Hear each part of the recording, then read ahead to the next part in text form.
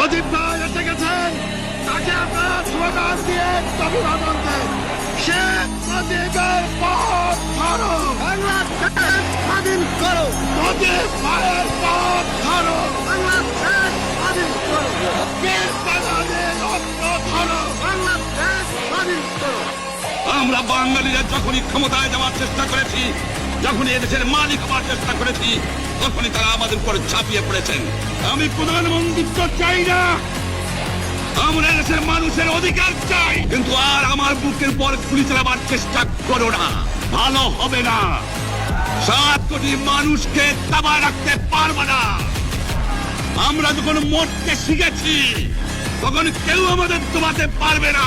প্রত্যেক গ্রামে, প্রত্যেক মহল্লায়, প্রত্যেক ইউনিয়নে, প্রত্যেক সাব ডিভিশনে আওয়ামী লীগের নেতৃত্বে সংগ্রাম পরিষদ গড়ে তোলো এবং তোমাদের যা কিছু আছে তাই নিয়ে প্রস্তুত থাকো। মনে রাখবা, রক্ত যখন দিয়েছি, রক্ত আরো দেব। এদেশের মানুষকে মুক্ত করে ছাড়বো ইনশাআল্লাহ। এবারে সংগ্রাম আমাদের মুক্তির সংগ্রাম, এবারে সংগ্রাম স্বাধীনতার সংগ্রাম। জয় বাংলা।